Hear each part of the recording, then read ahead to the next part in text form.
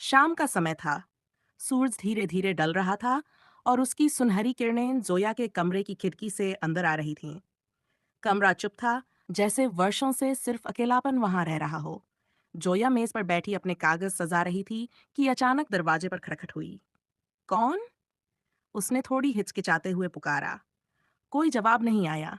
जोया दरवाजे के पास गई और बाहर झांका। दरवाजे के नीचे एक लिफाफा पड़ा था। जोया ने लिफाफा उठाया, हाथ कांपने लगे। लिफाफे पर न कोई पता था, न भेजने वाले का नाम। सिर्फ एक सफेद कागज पर काले अक्षरों में लिखा था, आपके पति की मौत दुर्घटना नहीं थी। सच जानना चाहती हो तो पीछे देखो, लेकिन याद रखो, सच की कीमत बहुत भारी है। इन शब्दों ने जोया के दिल की धड़कनें बढ़ा दी। वह कुर्सी पर बैठ गई, कागज हाथों में थामे हुए। उसकी आंखों के सामने 5 साल पहले का दृश्य घूम गया।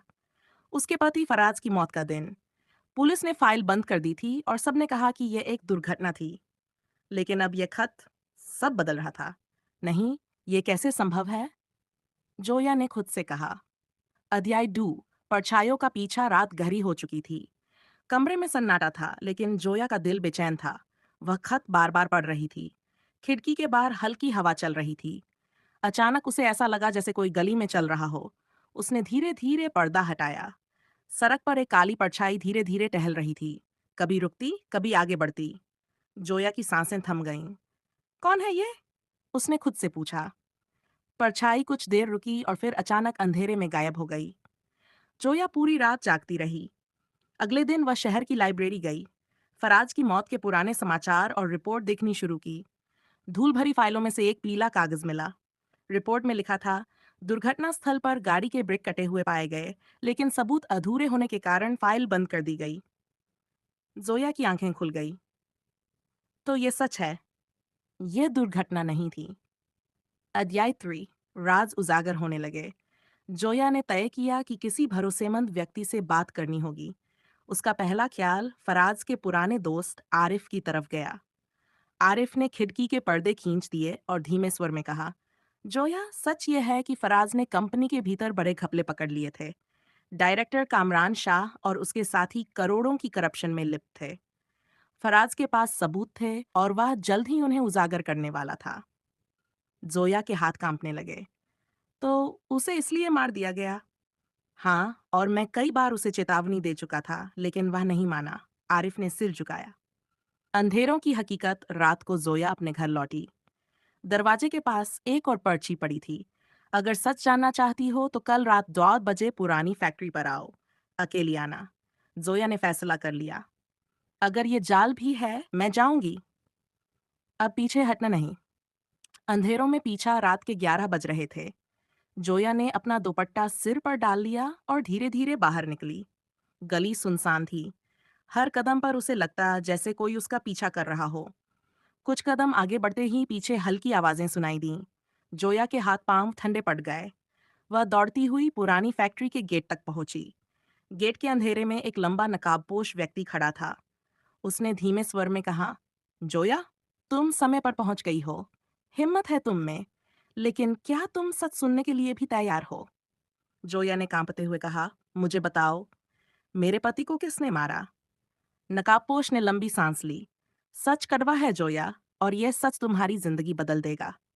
रात का समय पूरी तरह गिर चुका था। जोया ने पुरानी फैक्ट्री का गेट धीरे धीरे खोला। जंग लगी लोहे की चिरचिराती कड़ी और टूटे हुए दरवाजे ने जगह की वीरानी को और भी डरावनी बना दिया था। भीतर का दृश्य खंडहर जैसा था। टूटी खिड़कियां, मकड़ी के जाले और पुरानी मशीनों की धूल भरी खामोशी।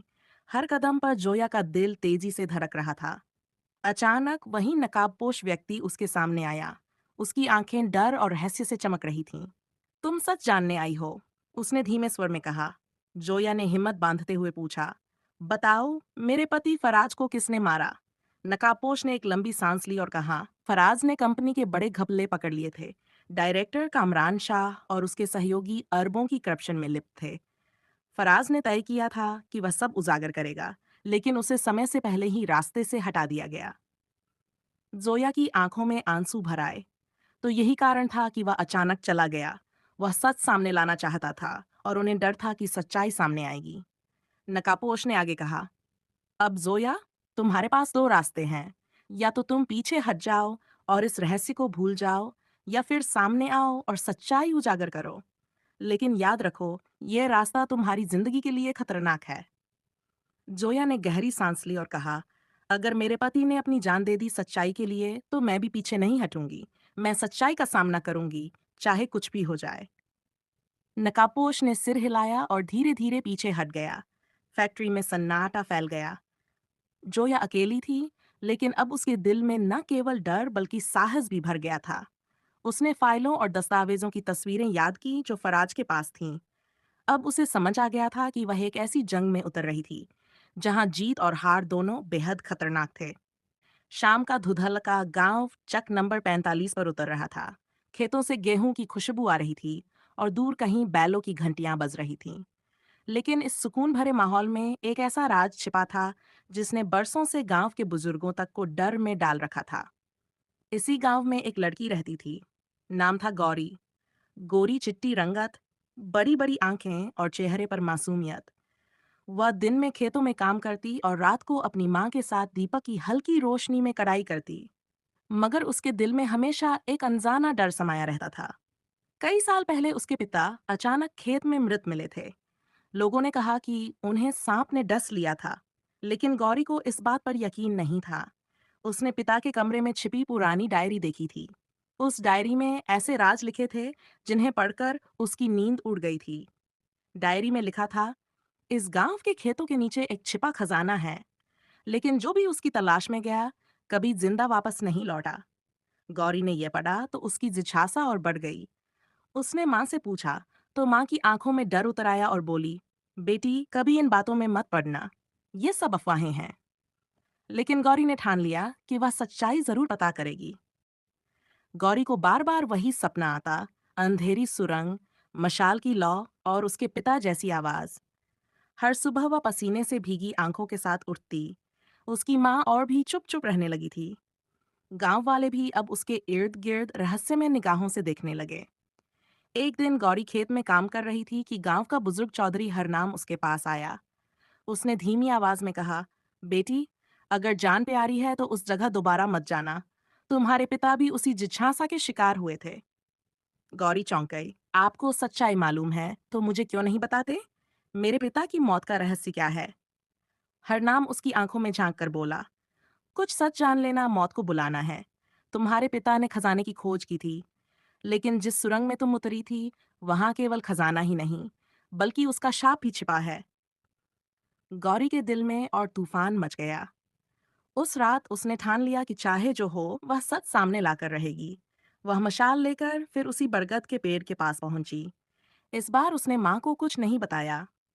ढक्कन खोलकर जैसे ही सीढ़ियों से नीचे उतरी, उसे सुरंग के भीतर धीमी धीमी आवाजें सुनाई दी, मानो कोई प्राचीन मंत्र पढ़ रहा हो। सुरंग में और गहराई में जाकर उसने देखा, एक बड़ा कक्ष था। दीवारों पर पुराने चित्र बने थे और बीच में लोहे का एक संदूक रखा था। संदूक पर जंग लगी हुई थी, लेकिन उस पर अजीब से चिन्ह खुदे थे। जैसे ही वह संदूक के पास पहुंची, अचानक उसके पीछे वही साया खड़ा हो गया। इस बार मशाल की रोशनी में उसका चेहरा साफ दिखाई दिया। गौरी के पैरों तले जमीन खिसक गई। वह उसके पिता थे।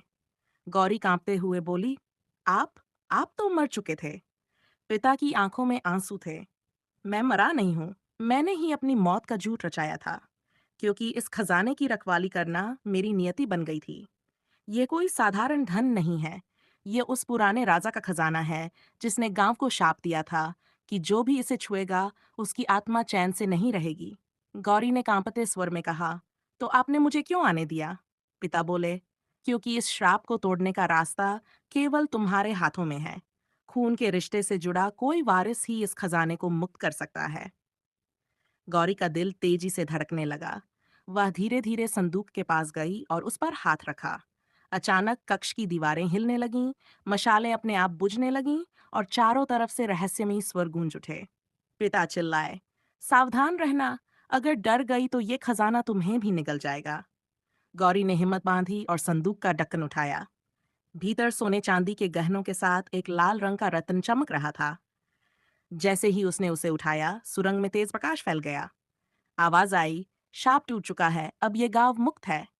गौरी ने मुड़कर देखा। उसके पिता की देह हवा में घुल रही थी, उनके होंठों पर मुस्कान थी। बेटी, अब मेरा बोझ समाप्त हुआ। तुमने मुझे मुक्ति दिलाई। गौरी चीखते हुए उनकी ओर बढ़ी, लेकिन उनके हाथ पकड़ने से पहले ही वे गायब हो गए। अगली सुबह गांव वाले बरगद के पेड़ के नीचे इकट्ठा हुए।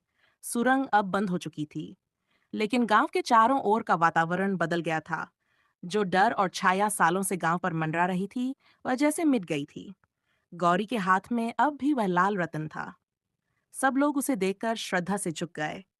गौरी की आंखों से आंसू बह रहे थे, लेकिन उसके चेहरे पर सुकून था।